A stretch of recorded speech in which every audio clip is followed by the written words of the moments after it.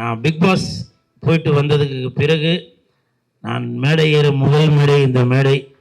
அப்புறம் நிறையா பேர் இவ்வளோ நாளாக எனக்கு இருந்த ஆடியன்ஸ்லாம் பார்த்தீங்கன்னா தெளிவா தெளிவா அப்படின்னு கூப்பிடுவாங்க. ஆனால் இப்போ வந்து இறங்கி வந்து சார் நல்லா இருக்கீங்களா, அண்ணா நல்லா இருக்கீங்களா அப்படின்றாங்க. அதுக்கு காரணம் அந்த பிக் பாஸில் எனக்கு வந்த மாற்றம் தான் நினைக்கிறேன்.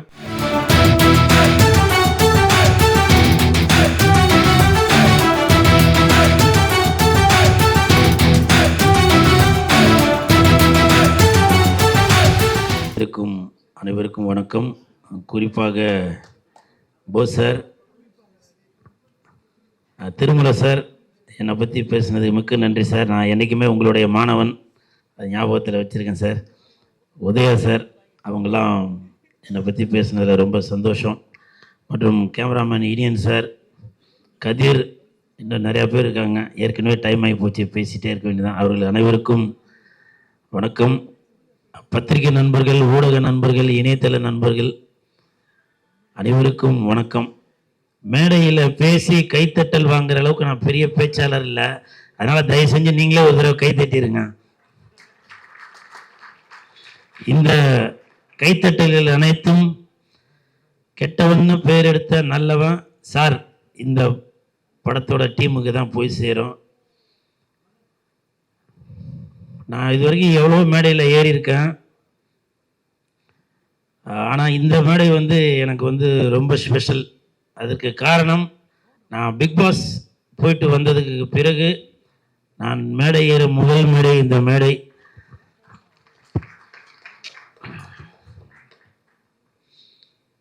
அதுவும் இல்லாமல் இன்னொரு ஸ்பெஷல் என்னன்னு பார்த்தீங்கன்னாக்க, என் தலைவன் அவர்கள் நடித்த ஒரு படத்தில் உள்ள அந்த பாட்டில் உள்ள வரி, அதுவும் வந்து எனக்கு ஒரு சென்டிமெண்ட்டாக இந்த மேடையை அமைச்சு கொடுத்துருக்கு. அதற்கு மிக்க நன்றி. முதல்ல மாதிரி இருந்தேன்னா கட கட கட கடன்னு பேசிடுவேன். மனப்பாடம் பண்ணி வச்சது வாயில் வருது எல்லாமே பேசிடுவேன். இப்போ வந்து என்ன அறியாமலே வார்த்தைகள் வந்து அப்படியே தடுமாறுது. அது பழைய கூல் சுரேஷாக மாறினா நல்லதா இல்லை இப்போ இருக்கிற மாதிரியே இருந்தால் நல்லதா என்னன்றது தெரியல. ஆனால் இனிமேல் எந்த ஒரு தவறும் நடக்காது. அந்த தவறு நடக்காமல் கண்டிப்பாக வந்து நான் இருப்பேன் அப்படின்ற நான் இந்த நேரத்தில் உறுதியோடு சொல்லிக்கிறேன்.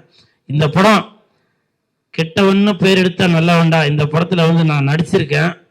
ஸோ இதுவும் இன்னொரு ஸ்பெஷல். நான் வெளியில் வந்ததுக்கப்புறம் நான் நடித்த படத்துக்கும் நான் வந்து ஆடியோ ரிலீஸ் ஃபங்க்ஷனுக்கு வந்திருக்கேன் அப்படின்றது அதுவும் எனக்கு வந்து ரொம்ப சந்தோஷமாக தான் இருக்குது. பொதுவாகவே எதிர்பார்ப்பீங்க கூல் சுரேஷ் வந்திருக்காரு, படத்துக்கு எதனா ஒரு ப்ரமோஷன் பண்ணுவார் அப்படின்னு. கொடுப்பா.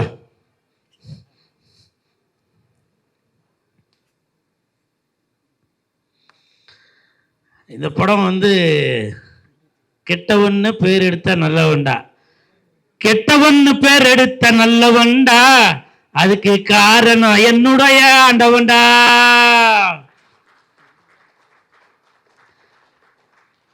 உண்மையிலேயே இவங்களோட தயவால தான் நான் இந்த ஸ்டேஜில் இருக்கிறேன். கெட்டவன்னு பேர் எடுத்த நல்லவன்டா, அதற்கு காரணம் என்னுடைய ஆண்டவன்டா. ஆண்டவன் சார் அந்த வாடா போடான்ற கூட வேணாம், ஏன்னா அந்த மரியாதை குறைச்சலான வார்த்தைகள் வேண்டாம் அப்படின்ற ஒரு மனப்பான்மையில் தான் நான் இருக்கேன். கூட்டம் கூட்டம் கூட்டம், எப்படி கூட்டம் கூட்டம் கூட்டம், இவங்க தமிழுக்காக வந்த கூட்டம். அதனால இந்த படத்தில் வந்து நான் நடித்ததில் வந்து ரொம்ப எப்படி சொல்கிறதுன்னு தெரியல, வார்த்தைகளே வரல. ஏன்னா டைரக்டரும் ப்ரொடியூசரும் இந்த படத்துக்காக ரொம்ப மெனக்கெட்டுருக்காங்க, ரொம்ப மெனக்கெட்டாங்க. அதெல்லாம் கண்கூடாக தான் பார்த்துட்டு இருந்தேன். நம்மளும் நடிகராக இருக்கிறதுனால எதுவும் பேச முடியல. அதனால் இந்த டீமுக்கு என் மனமார்ந்த வாழ்த்துக்கள். எனது நண்பர் மகத் அவர்கள் நடிச்சிருக்காங்க. சாங் பார்த்தேன், ட்ரைலர்லாம் பார்த்தேன், நல்லா நடிச்சிருக்கீங்க மகத், உங்களுக்கு என் மனமார்ந்த வாழ்த்துக்கள். அப்புறம் நிறையா பேர் இவ்வளோ நாளாக எனக்கு இருந்த ஆடியன்ஸ்லாம் பார்த்தீங்கன்னா தெளிவா தெளிவா அப்படின்னு கூப்பிடுவாங்க. ஆனால் இப்போ வந்து இறங்கி வந்து சார் நல்லா இருக்கீங்களா, அண்ணா நல்லா இருக்கீங்களா அப்படின்றாங்க. அதுக்கு காரணம் அந்த பிக் பாஸில் எனக்கு வந்த மாற்றம் தான் நினைக்கிறேன். நிறையா பேர் கேட்டாங்க, என்ன சீக்கிரம் வந்துட்டீங்க, என்ன சீக்கிரம் வந்துட்டீங்க, இருக்க வேண்டியதானே, ஏன் வந்துட்டீங்க அப்படின்னாங்க. ஆடு மாடு இல்லாதவங்க அடமலைக்கு ராஜா, பொண்டாட்டி புள்ள இல்லாதவங்க பஞ்சத்துக்கு ராஜா அப்படின்னு சொல்லுவாங்க. என்னால் குடும்பத்தை விட்டுட்டு இருக்க முடியலங்க. ஏன்னா நான் கல்யாணம் பண்ணுறதுக்கு அவ்வளோ கஷ்டப்பட்டேன். சினிமாக்காரன்னு சொல்லி பொண்ணு கட்டுறதுக்கெலாம் நிறைய பேர் யோசித்தாங்க. அப்படி இருந்தும் எனது தாய் மாமன் நானும் ஒரு குடும்பஸ்தன் ஆகணும் அப்படின்ற ஒரு எண்ணத்தில் எனக்கு ஒரு கல்யாணத்தை பண்ணி வச்சு இன்றைக்கி அழகு பார்த்துட்ருக்காரு.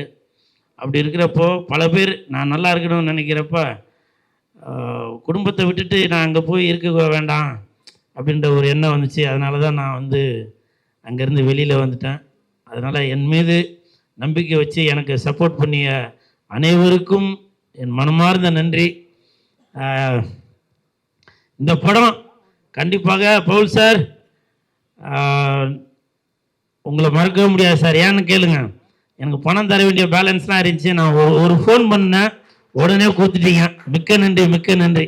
ஏன்னா இப்போது என்னோடய சூழ்நிலை என்னன்றது உங்களுக்கு தெரியும். ஆனால் கேட்ட உடனே சரிங்க அது போய் நம்ம கொடுங்க அப்படின்னு சொல்லி உடனே அனுப்பிச்சி வச்சார். ஸோ அந்த பவுல் சாருக்கு என் மனமார்ந்த நன்றி. அப்புறம் பிரபுராம் சார், அவர் இன்னமும் அமுல் பேபி மாதிரியே தான் இருக்கிறாரு. அவர் எப்படி டைரக்டர் ஆனார்ன்ற எனக்கே ஒரு சந்தேகமாக தான் இருக்குது. இல்லை ஏன்னாக்கா ஷூட்டிங் ஸ்பாட்டில் கூட அவர் கோவப்பட்டு பார்த்ததே இல்லை. அவர் கோவப்படாமல் ரொம்ப சிரிச்சிட்டே தான் வேலை வாங்குவார். ஸோ அவரோட எண்ணம் போலவே இந்த படமும் மிகப்பெரிய வெற்றி அடையணும். அப்புறம் படத்தோட கேமராமேன் இனியன் சார், உங்களுக்கும் யாரோ ஒரு 2 பேர் கை தட்டிடுங்க. எங்கே இருந்துட்டாங்க? கேமராமேன் இனியன் சார், உங்களுக்கும் என் மனமார்ந்த வாழ்த்துக்கள். இந்த ஹோல் டீமுக்கும் என் மனமார்ந்த வாழ்த்துக்கள். வாழ்த்த வந்த அனைவருக்கும் எனது நன்றி, நன்றி, நன்றி. இது கூட ஏன் இப்போ கையில் பிடிச்சிட்ருக்குன்னா, ஆக்சுவலாக இந்த இடத்துல சப்போஸ் யூடியூப்பில் வரும்போது என்ன படத்துக்கு பேசுகிறோம் அப்படின்றது கூட கீழே தெரியாமல் வந்துடும். ஸோ அதனால தான் இதை நான் கையில் பிடிச்சிட்டே பேசுகிறேன். இவன் என்ன திருந்தவே இல்லையா அப்படின்னு சில பேர் நினைப்பீங்க. நான் இன்னமும் சொல்கிறேங்க, நான் வீட்டுக்குள்ளே இருந்தால் தாங்க சுரேஷ், வீட்டை விட்டு வெளியில் வந்தால் கூல் சுரேஷ்.